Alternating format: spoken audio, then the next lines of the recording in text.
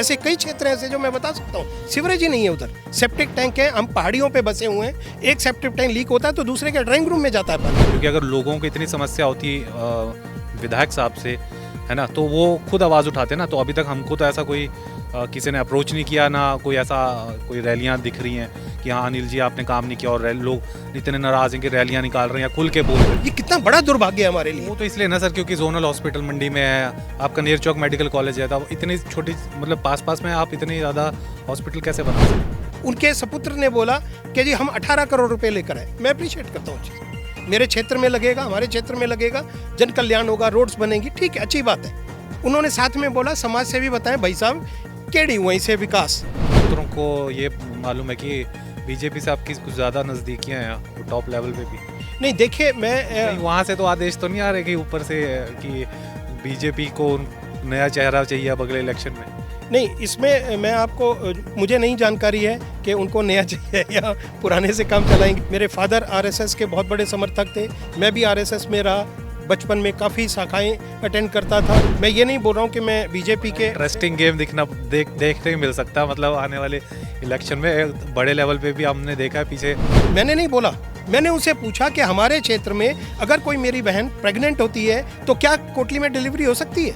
उन्होंने कहा नहीं हो सकती है। मैं कहा ऐसा विकास चाहते हैं? अब औरतें भी बोलती हैं। उस मेले की मैं बात बताऊं, उन्होंने खुल के बोला और उनको जानकारी थी कि मैं किस के बारे में बोल रहा हूं और क्यों बोल रहा हूं, बट उन्होंने खुल के रिस्पॉन्ड की। नहीं देखिए, मैं इधर आया हूं, मुझे किसी पैसे का लालच नहीं है, मैं बहुत बड़ा एक व्यापार छोड़कर आया हूं जो मेरे बच्चे देखते हैं, मुझे पैसे की चाह नहीं है। कोटली वालों का एक बहुत बड़ा मुद्दा था, देखिए वहाँ से एक सड़क बन रही है जिसके कारण वो लोग परेशान है पिछले 2-3 सालों से। और फिर उसके बाद मैं माननीय मंत्री श्री नितिन गडकरी जी से भी पहले मिला, उसके बाद आप देखेंगे काफ़ी काम भी हुआ था।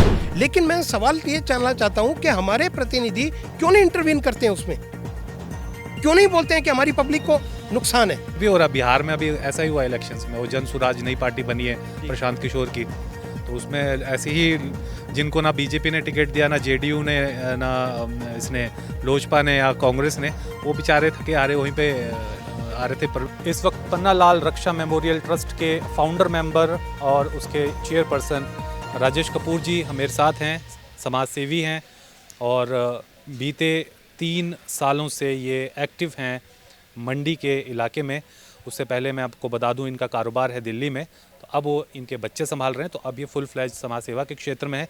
लेकिन अब बातें ये होने लगी हैं कि ये राजनीति की तरफ इनका जो रथ है वो मुड़ चुका है। कहते हैं ना पार्थ रथ को उस ओर ले चलो, तो ये राजनीति की ओर लेके जा रहे हैं, ऐसी बातें चल पड़ी हैं, वो सब इनसे जानेंगे। दूसरा, जो विधायक हैं मंडी सदर के अनिल शर्मा, उनके साथ इनका एक कह सकते कोल्ड वॉर देखने मिल रहा है बीते 1-1.5 महीने से, जिसमें आश्रय शर्मा भी कूदे हैं।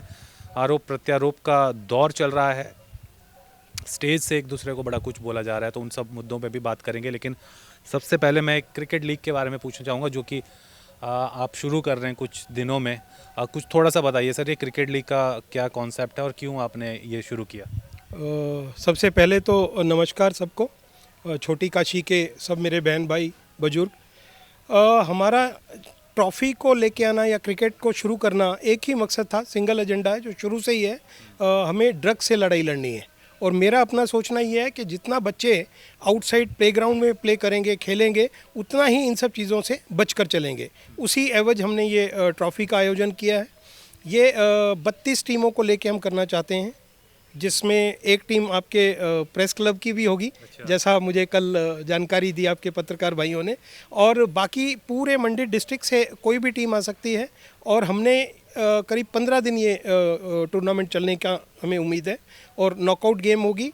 और फर्स्ट प्राइज़ जो है हम 51,000 रुपीज़ देंगे विनर को, और 25,000 देंगे रनर्स अप को, और बाकी और भी कई इनाम हैं जो बच्चों के प्रोत्साहन के लिए है।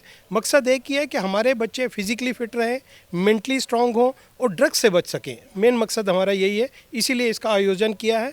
और इसको हमने जो नाम दिया है PLR पन्ना लाल रक्षा मेमोरियल मंडी प्रीमियर लीग जी। तो ये कहाँ पे होगी? ये पड्डल ग्राउंड में हमने आयोजन किया। पहले 1 तारीख को करना चाह रहे थे, पर कुछ उनके कार्यक्रम थे, वो ऑक्यूपाइड है ग्राउंड, तो इसलिए हमने 8 तारीख से शुरू किए और लगभग 15 दिन ये चलेगा। जब आते हैं पॉलिटिक्स पे सर, सुनने में आ रहा है कि अब आप खुला ऐलान कर चुके हैं, कुछ कहीं किया आपने ऐसा कि मैं पॉलिटिक्स में एंट्री ले चुका हूँ? मुझे जानकारी नहीं है कि ऐलान क्या किया मैंने, लेकिन मुझसे पूछा था कुछ पत्रकारों ने, तो मैंने उनको यही बोला था कि अगर पब्लिक चाहेगी तो मैं सब कुछ करूँगा, चुनाव भी लड़ूंगा। तो वो बात बढ़ते बढ़ते उन्होंने एकदम बस ऐसे बोल दिया कि नहीं जी अब आपका ऐलान हो गया। तो मैं चुप रहा। मैंने कहा आप जैसे चाहें वैसे लिख सकते हैं, आप स्वतंत्र हैं, डेमोक्रेटिक कंट्री है। पर मुझे ऐसा लगता है कि अगर मैं अपनी बात कहूँ तो अब मेरे पास भी जनप्रतिनिधि ने कोई रास्ता छोड़ा नहीं है। कारण क्या है कि काम नहीं हो पा रहे हैं, जो मैं चाहता हूं वो काम नहीं हो पा रहे हैं, जो मेरे चाहने की भी बात नहीं, जो पब्लिक की रिक्वायरमेंट है वो काम नहीं हो पा रहे हैं। तो मुझे ऐसा लगता है कि अब मुझे इस फील्ड में आना चाहिए, मुझे ऐसा महसूस होता है। पर थोड़ी एक डर भी है कि मैं उस दलदल में ना फंस जाऊं जिसमें और कई नेता हमारे ऐसे काम करते हैं जिससे कि आलोचना होती है। पर फिर भी अगर लोगों ने ये कहा तो मैं अवश्य चुनाव लड़ूंगा। ये आप ना बार बार एक शब्द इस्तेमाल करते हैं, जनप्रतिनिधि, जनप्रतिनिधि, है ना, और एक तरफ एक दूसरी साइड है वहाँ से एक वर्ड यूज़ होता रहता है समाज सेवी, समाज सेवी। तो ये जो पहेलियों में आप लोग एक दूसरे के ऊपर आरोप प्रत्यारोप का दौर चला हुआ है, इसकी क्या वजह है? और क्या लगता है आपको कि कौन से ऐसे काम नहीं हुए जो आप जनप्रतिनिधि कह रहे हैं? आपका इशारा अनिल शर्मा जी की तरफ ही है मेरे को लग रहा है, तो वही हमारे यहाँ पे मंडी सदर के जनप्रतिनिधि है। क्योंकि तो कौन से ऐसे काम है जो आप उनको आप गिनाए हैं आपने, या आपको लगता है कि उन्होंने नहीं किए? देखिए कई ऐसी चीज़ें हैं, मैंने अपने लाइव में भी बोला था, करीब करीब 15 ऐसे काम हैं जो कोटली से रिलेटेड हैं, मंडी से रिलेटेड हैं। वो मैंने उनको बोला था और उन्होंने एक प्रेस कॉन्फ्रेंस में बोला कि समाज सेवी मेरे पास आएँ, मैं वो काम करवा के दूंगा जो वो चाहते हैं। तो मुझे खुशी भी हुई, एक स्पिरिट उन्होंने दिखाई तो अच्छा लगा। तो मैंने 15 काम उनको बताए, जिसमें कई हैं जो थोड़े बहुत मैं आपको बता देता हूँ। जैसे कोटली हॉस्पिटल जब स्थापित हुआ तो उसके लिए पोस्ट क्रिएट करनी पड़ती हैं। जब हुआ था स्पेशलाइजेशन है, चाइल्ड स्पेशलिस्ट है, हार्ट स्पेशलिस्ट है, गायनोकोलॉजिस्ट है, तो वो पोस्ट क्रिएट ही नहीं हुई। मेरा सवाल ये है कि उस वक्त क्यों नहीं हुई? अगर हुई होती तो आज वो सारे स्पेशलाइज्ड डॉक्टर उधर बैठते, हमारे कोटली के तुंगल के लोगों को मंडी नहीं आना पड़ता। पर वो नहीं होने पाई, विलिंगनेस की कमी है। और जगह हॉस्पिटल देखिए, लोगों ने उसी वक्त जब स्थापित हुए उसी वक्त पोस्ट क्रिएट करवाई गई। और वो कौन सी पोस्ट चाह रहे हो हॉस्पिटल में? देखिए मेरा पहला चाइल्ड स्पेशलिस्ट, गायनोकोलॉजिस्ट गायनोकोलॉजिस्ट नहीं है, उसके साथ एनेस्थीसिया वाला है, ऑपरेशन थिएटर है, उसके साथ अल्ट्रासाउंड है, उसके साथ कई चीज़ें हैं जो ज़रूरी होती हैं। देखिए कितनी बड़ा दुर्भाग्य है हमारा कि आज़ादी के 78 साल बाद भी तुंगल में अगर एक भी महिला प्रेग्नेंट होती है, गर्भवती होती है, तो उसको डिलीवरी के लिए मंडी आना पड़ता है। ये कितना बड़ा दुर्भाग्य है हमारे लिए। वो तो इसलिए ना सर क्योंकि जोनल हॉस्पिटल मंडी में है, आपका नेर चौक मेडिकल कॉलेज है, तो इतनी छोटी मतलब पास में आप इतनी ज़्यादा हॉस्पिटल कैसे बना सकते हैं? देखिए आप कई ऐसी पंचायतें हैं जो दो बड़े बड़े हॉस्पिटल्स हैं, ऐसा अकेला ऐसा ही नहीं है। कई ऐसी पंचायतें हैं जिधर जगह जगह है, जगह जगह वीडियो ऑफिस है, दो वीडियो ऑफिस है। क्यों नहीं हो सकता है? आप देखिए तुंगल में करीब करीब 13-14 पंचायतें हैं। आप ये कह रहे हैं कि कम से कम महिलाओं की जो डिलीवरी है वो हो सके, एटलीस्ट बच्चों का इलाज हो सके। हार्ट स्पेशलिस्ट बैठे तो लोगों को इमीडिएटली जो अटैक्स आते हैं आजकल बहुत ज़्यादा हो गया है, उनका इलाज हो सके। एटलीस्ट ये 3 फैसिलिटी तो दें। वो मानी उन्होंने? फिर मुझे अभी तक कोई जवाब नहीं मिला और पता नहीं वो जवाब मिलेगा या नहीं मिलेगा, मुझे जानकारी नहीं है। और क्या क्या मोटी ऐसे मोटी मैंने मांगे बोला हैं? फायर स्टेशन कोटली में होना चाहिए, वो क्यों नहीं है फायर स्टेशन आज तक? एक छोटी सी चौकी है जिधर 3 लोग तैनात हैं। पुलिस स्टेशन क्यों नहीं होना चाहिए कोटली में? जो बस स्टैंड है वो सब बस स्टैंड नहीं क्यों नहीं होना चाहिए? पर वो नहीं होने पा रहा है। अगर ये सब फैसिलिटी आएंगी, ऐसी कई चीज़ें हैं। भाई बीडीओ ऑफिस क्यों नहीं बैठता है? वेलफेयर ऑफिस क्यों नहीं है कोटली में? हमारे जनप्रतिनिधि बोलते हैं कि मेरे दिल क्या धड़कन है तुंगल, तो ऐसी होती है दिल की धड़कन। भाई पूरी फैसिलिटी है। आज आप देखें कि आधे लोगों की मृत्यु इस कारण हो जाती है क्योंकि उधर कोटली में हॉस्पिटल है। अगर कोटली में हॉस्पिटल नहीं होता तो लोग सीधे मंडी आते, जो वो 1.5-2-2.5 घंटे खराब होते हैं उनके, और उधर एक इंजेक्शन लगा दिया जाता है और फिर वो मंडी तक नहीं पहुंच पाते हैं। तो क्या मैं ये गलत बोल रहा हूँ? उनके सपुत्र ने बोला कि जी हम 18 करोड़ रुपये लेकर आए। मैं अप्रिशिएट करता हूँ उस चीज़ को। मेरे क्षेत्र में लगेगा, हमारे क्षेत्र में लगेगा, जन कल्याण होगा, रोड्स बनेंगी, ठीक है, अच्छी बात है। उन्होंने साथ में बोला समाज से भी बताएं भाई साहब केड़ी वहीं से विकास। मैंने वो बहुत वायरल हुआ था वो आपका उनका वो जो ये आश्रय जी की बात कर रहे हैं जी। तो आज उन्होंने एक जनमंच पे कुछ कहा था, कुछ कमेंट किया था शायद, जी, और आपने फिर उसका जवाब दिया था कि विकास कैसा होता है। और हाँ मैंने उनको देन ही सेड कि हम लोग तो 18 करोड़ समथिंग लेके आए हैं। हाँ मैंने वही बताया, मैंने कहा देखिए अगर विकास की बात करते हैं, एक मेले में मैं गया था, मुझे उधर ओपनिंग के लिए बुलवाया था, बग्गी तुंगल में मेला था, तो उधर मैंने बताया कि विकास क्या होता है। मेरे ख्याल सैकड़ों महिलाएं बैठी थी, मैंने उनसे पूछा, मैंने नहीं बोला, मैंने उनसे पूछा कि हमारे क्षेत्र में अगर कोई मेरी बहन प्रेग्नेंट होती है तो क्या कोटली में डिलीवरी हो सकती है? उन्होंने कहा नहीं हो सकती है। मैंने कहा ऐसा विकास चाहते हैं आप? उन्होंने कहा नहीं ऐसा नहीं चाहते हम। मैंने कहा कि आप मुझे बता दीजिए कितनी महिलाएं हैं जिनके घर तक एम्बुलेंस पहुंचती है। ठीक है, हमारा जोग्राफिकली एरिया ऐसा है कि हर घर में एम्बुलेंस नहीं पहुंच सकती, आई अंडरस्टैंड, बट पाथवेज बनाए जा सकते हैं। मैंने इतनी व्हील चेयर्स बांटी हैं, मैं और व्हील चेयर दे सकता हूँ। एटलीस्ट हमारे जो मरीज हैं, जो बुजुर्ग लोग हैं, उस व्हील चेयर से उन पाथवेज से आ सकें। 2.5-3 फुट के रास्ते बनते हैं, पंचायतें बनाती हैं, पर नहीं है आज भी ऐसा। हमारे कई ऐसे वीडियो। तो ये आवाज़ सिर्फ राजेश कपूर उठा रहे हैं या किसी और की भी ये प्रॉब्लम है? क्योंकि अगर लोगों को इतनी समस्या होती विधायक साहब से, है ना, तो वो खुद आवाज़ उठाते हैं ना। तो अभी तक हमको तो ऐसा कोई किसी ने अप्रोच नहीं किया, ना कोई ऐसा कोई रैलियां दिख रही हैं कि हाँ अनिल जी आपने काम नहीं किया, और लोग इतने नाराज़ हैं कि रैलियां निकाल रहे हैं या खुल के बोल रहे हैं। तो आप ही सिंगल हैंड ये मुद्दा उठा रहे हैं क्या? नहीं देखिए, पता है क्या है, लोगों का एक फितरत होती है। कई बार मुझे भी दुख होता है इस बात से कि मैं जिनके लिए लड़ाई लड़ रहा हूँ वो चुप रहते हैं। लेकिन क्या है कि हमारे हिमाचल में बहुत सहन शक्ति है, लोग बर्दाश्त करते रहते हैं पर बोलते नहीं हैं। लेकिन अब बदलाव आ रहा है, अब औरतें भी बोलती हैं। उस मेले की मैं बात बताऊं, उन्होंने खुल के बोला और उनको जानकारी थी कि मैं किस के बारे में बोल रहा हूं और क्यों बोल रहा हूं, बट उन्होंने खुल के रिस्पॉन्ड किया। अब वो चीज़ें बदलती जा रही हैं। देखिए, हॉस्पिटल में मेरी फैमिली नहीं जाने वाली है, पुलिस स्टेशन में मेरी फैमिली नहीं जाने वाली है, फायर स्टेशन में मेरी फैमिली नहीं जाने वाली है, जो सीवरेज है वो मेरे घर पे नहीं आनी है, सीवरेज की लाइन, वो सब कोटली के लोगों के, तुंगल के लोगों के लिए। लेकिन उन लोगों को फ़ायदा देने के किसी को तो आवाज़ उठानी पड़ेगी ना, कोई तो बोलेगा ना, अदरवाइज़ नहीं बोलेंगे तो ऐसे ही चलता रहेगा। हमारे लोगों ने ये सोच लिया है कि हम तो हर बात जीत जाते हैं, क्या फ़र्क पड़ता है, हम बोलें ना बोलें, काम करें ना करें। तो वो जो एक मिथ्या है वो दूर करना बहुत ज़रूरी है। ये क्या हमको और बढ़ता हुआ दिखेगा, या आपका ध्यान अब किसी और तरफ भी आप समाज सेवा के क्षेत्र में ही जारी रखेंगे, या आप फुल्ली ऑन पॉलिटिकल मुद्दे ही अब उठाते रहेंगे? नहीं देखिए, मैं इधर आया हूँ, मुझे किसी पैसे का लालच नहीं है। मैं बहुत बड़ा एक व्यापार छोड़ कर आया हूँ जो अब मेरे बच्चे देखते हैं। मुझे पैसे की चाह नहीं है। और दूसरा, मेरी एक ही इच्छा है कि मेरे मरने के बाद लोग ये बोलें कि नहीं यार, राजेश कपूर ने कुछ तो किया था। मैं बस उसी के लिए सब काम कर रहा हूँ। और मेरा एक ही मकसद है कि हमारे क्षेत्र में जो लोगों को मिलना चाहिए था, जो वो डिज़र्व करते हैं, उनको नहीं मिला। उसके लिए मुझे लड़ाई लड़नी है। अगर आज वो कहते हैं, कोई भी जनप्रतिनिधि कहता कि हम वो करके देंगे, इतने म्याद में करके देंगे, मैं उनका झंडा खड़ा लेके पहली पंक्ति में खड़ा हूँगा और उनका प्रचार करूँगा। लेकिन मेरा सिर्फ एक मकसद है कि वो सब सुविधाएं मिलनी चाहिए तुंगल वासियों को। मंडी में आप देखिए, मंडी में सीवरेज नहीं है आज की डेट में। ऐसे कई क्षेत्र ऐसे जो मैं बता सकता हूँ, सीवरेज ही नहीं है उधर। सेप्टिक टैंक है, हम पहाड़ियों पे बसे हुए हैं, एक सेप्टिक टैंक लीक होता है तो दूसरे के ड्राइंग रूम में जाता है पानी।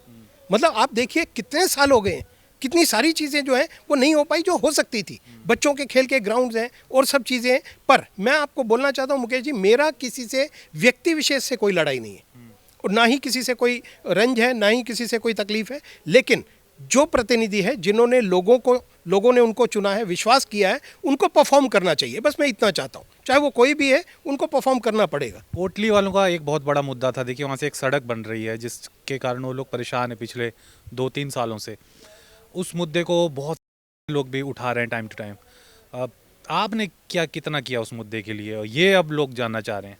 देखिए, मैं अपनी तारीफ़ की बात नहीं करता हूँ, पर सबसे पहले मैंने इस मुद्दे को उठाया था।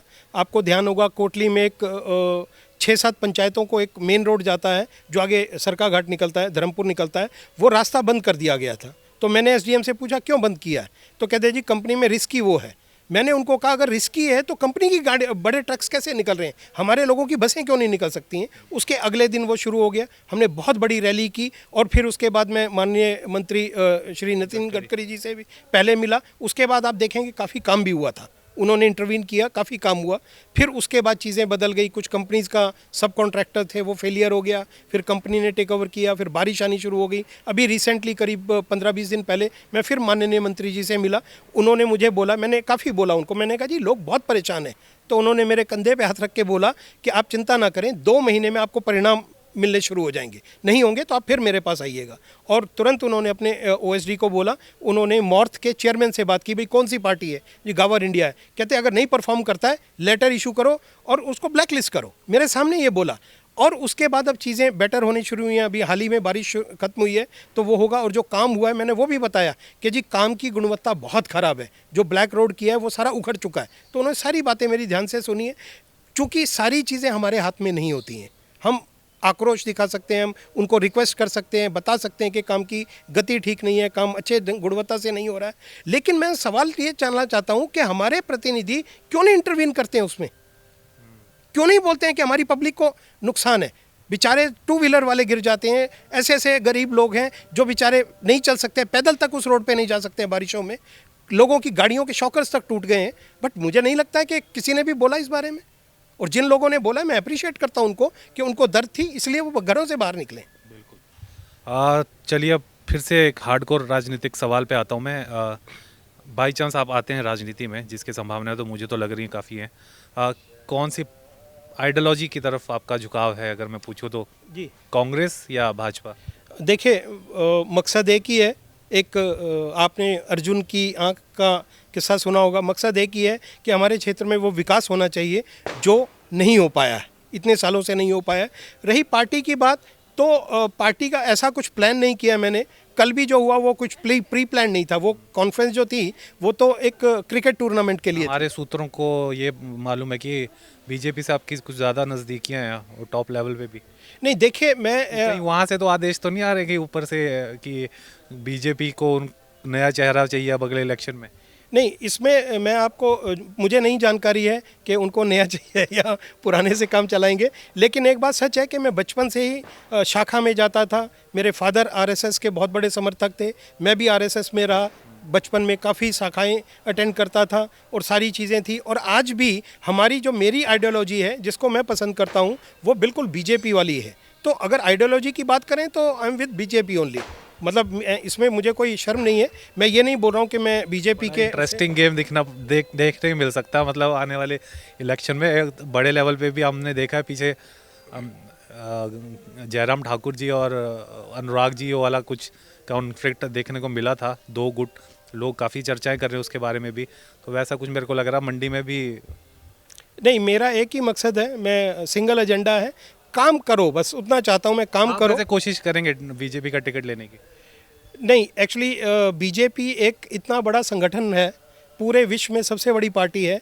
उसमें पहले टाइम में आपको याद होता था, लोग अपने समर्थक लेकर जाते थे और ऑफिस के बाहर खड़े रहते थे, कैंप करते थे, और जिसके पास ज़्यादा समर्थक होते थे उसको टिकट मिलता था। अभी भी हो रहा बिहार में, अभी ऐसा ही हुआ इलेक्शंस में। वो जन सुराज नई पार्टी बनी है प्रशांत किशोर की, तो उसमें ऐसे ही जिनको ना बीजेपी ने टिकट दिया, ना जेडीयू ने, ना इसने लोजपा ने या कांग्रेस ने, वो बेचारे थके हारे वहीं पे आ रहे थे पीके के पास। नहीं, अब देखिए, मुझे ऐसा लगता है कि जो बीजेपी का हाई कमान है उनको बहुत ही अच्छी पॉलिसीज़ बना दी हैं। अब आपके इन्फ्लुएंस करने से या आपके टिकट मांगने से या आपके किसी को कुछ गलत रास्ते से एंट्री करने का अब कोई चांस नहीं बचा। सर्वे करते हैं वो लोग पहले, वो सर्वे करते हैं, उसके बाद विनेबिलिटी है। बाकी मुझे नहीं लगता कि बीजेपी में और कोई शस्त्र चल पाएगा या कोई जान पहचान चल पाएगी। मैं किसी से नहीं मिलता हूँ, सिर्फ मिलता हूँ तो काम से मिलता हूँ, कभी मैंने किसी को नहीं बोला। तो अभी तक क्या मान के चलें, कितना समर्थन आप जुटा चुके हैं अगर हम नंबर्स की बात करें तो? देखिए, मैं कोई ऐसी इवैल्यूएशन कभी की नहीं है, पर जिधर जाता हूँ लोग बहुत ही एक ऐसी नज़रों से देखते हैं कि जैसे उनको बहुत उम्मीद है मुझसे। पता नहीं, बोलते भी हैं कई लोग कि जी हम बहुत ज़्यादा दुखी हो चुके हैं। अब पता नहीं है एग्जैक्टली। मैं देखिए, मैं पॉलिटिशियन तो नहीं हूँ, मैं तो एक सीधा साधा व्यापारी था। इधर आया तो एक इच्छा थी अपने माता पिता के नाम से मैं गरीब लोगों की मदद करूं। अब पता नहीं है कितनी गणित होगा, कितनी सीटें होगी, कितना क्या होगा, वो मुझे बिल्कुल जानकारी नहीं है। पर मुझे ऐसा लगता है कि एक प्रकृति का नियम है, वो परिवर्तन है। तो परिवर्तन प्रकृति का नियम है, और अगर वो परिवर्तन होगा तो अच्छे के लिए होना चाहिए। बड़े मंझे हुए खिलाड़ी के सामने हैं आप इस वक्त में, वैसे देखा जाए तो चलिए देखते हैं सर आपकी ये जर्नी कहाँ लेके जाती है। मिलते रहेंगे हम लोग इसी प्रकार, कुछ भी नई डेवलपमेंट जब होती रहेंगी। ये थे पन्नालाल रक्षा मेमोरियल ट्रस्ट के संस्थापक, फाउंडर मेंबर राजेश कपूर जी, जो कि इन दिनों कुछ बयानों को लेकर सुर्खियों में थे, जिसकी हमने बात की इनसे। और आने वाले समय में इन्हें राजनीति में भी देख सकते हैं। इन्होंने खुद कहा है कि अगर जनता चाहे तो ये पॉलिटिक्स में भी एंट्री ले सकते हैं। आज तो इन्होंने अपनी आइडियोलॉजी और किस पार्टी की तरफ झुकाव है वो भी इस इंटरव्यू में पूरा का पूरा बता दिया। तो कैसे कैसे चीज़ें अनफोल्ड होंगी आने वाले इलेक्शंस के लिए, बहुत इंटरेस्टिंग होगा और हम आपको अपडेट देते रहेंगे। यूँ ही सर, हमको आपने समय दिया उसके लिए आपका बहुत बहुत शुक्रिया। Thank you so much. Facebook पर पोल स्टार हिमाचल का पेज लाइक करें और यूट्यूब पर हमारा चैनल सब्सक्राइब करना ना भूलें।